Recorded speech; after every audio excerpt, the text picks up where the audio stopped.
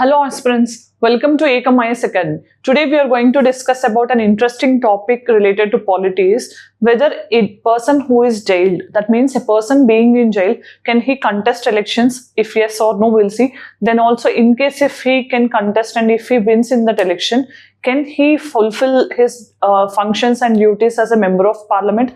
Can he take oath as a member of parliament in the parliament itself, or he has to do from the jail? And what are the constitutional provisions dealing with such instances? All these are the things which we are going to discuss in a short and informative video. Let's tune into.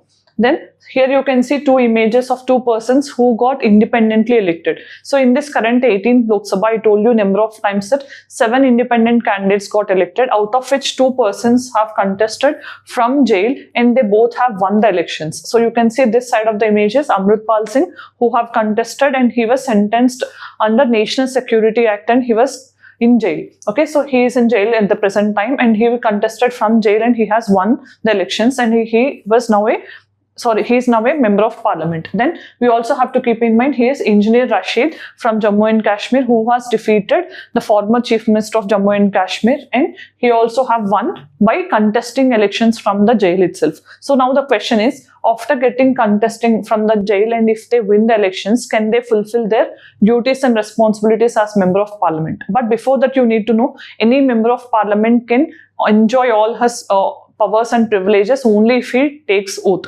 In case if they don't take oath, they have to pay penalty if they participate in the proceedings without taking or without administering oath. So then what is the case in case these persons are in jail? That means today this person, Engineer Rashid, was given a parole by the court for 2 hours. That means for 2 hours he can step out of the jail, he can take oath, and then he has to come back to the jail. That is what the provision. Then is there any provision for them to contest the elections? Means you can understand, as they have already contested and they have been victorious, such provisions are also there. But first thing you have to know, what is this law under which he was actually sentenced? That is Unlawful Activities Prevention Act. And you know very well, this is the act which we have enacted in the year 1967, especially to curb insurgencies that have arisen in the northeastern region. Then this particular law is also called anti-terror law.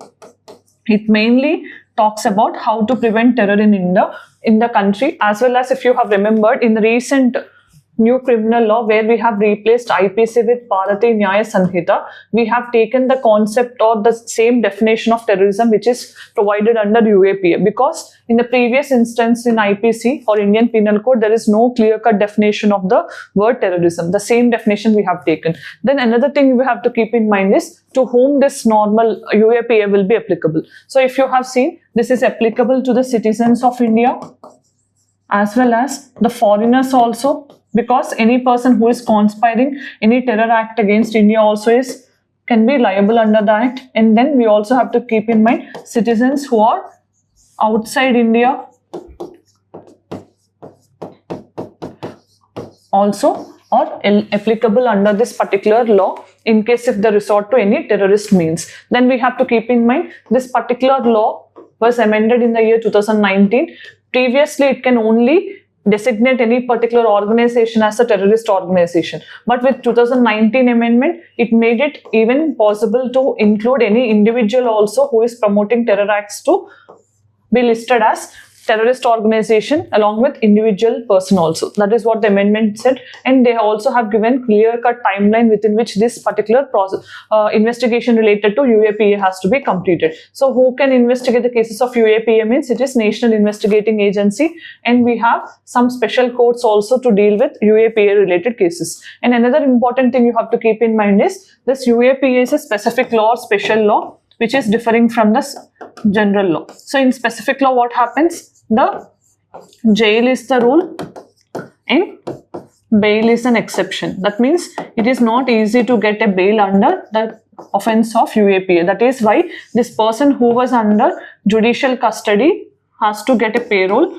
to go out to the parliament on 2-hour basis, and he has to take oath as an MP, then he has to return back. This is what you have to keep in mind. Then another thing is, under the specific law, the burden of proof normally will be on the person who got arrested. That means the persons who are accused with the allegations of UAP or any other law, they have to prove that it is not their fault, or they have to prove their own innocence. That is what the specific law like UAP is also dealing about. Then we also have to understand what are the provisions that jailed persons can contest or attend the parliamentary proceedings. Okay, that means Section 8 Clause 3 of Representation of People's Act of 1951 is talking only in case if the person who gets elected can be disqualified. Already elected persons can be disqualified on this particular grounds of Representation of People's Act if they are convicted with any offence punishable with 2 years or more punishment. Okay, so in case if they are charged with any punishment or any particular offence which can be given a punishment of 2 or more years, then that person stands disqualified under Section 8 Clause 3 of Representation of People's Act. That means there is no bar on any person to contest elections even from the jail.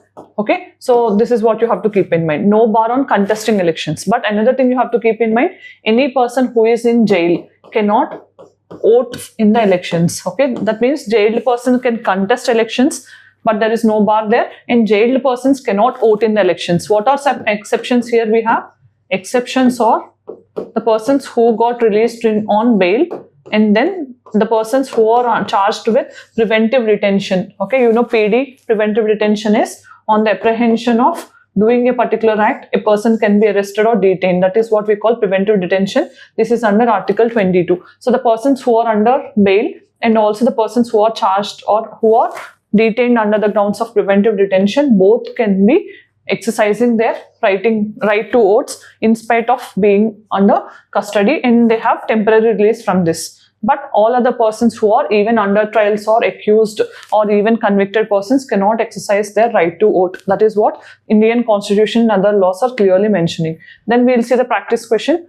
Who does the Unlawful Activities Prevention Act apply to? Citizens of India outside India and persons in the service of the government, persons on ships, aircrafts and registered in India, all of the above. So let me know the answer in the comment section. Then as we have reached the end of the video, today we have seen, can jailed persons take oath in the parliament or not? What are the provisions regarding this, and how are they contesting the elections? Is there any bar on contesting the elections, as well as can jailed persons exercise the right to vote? All these things are the things which we have discussed in this video. If you found this video informative, please let me know in the comment section. Thanks for joining us. All the very best.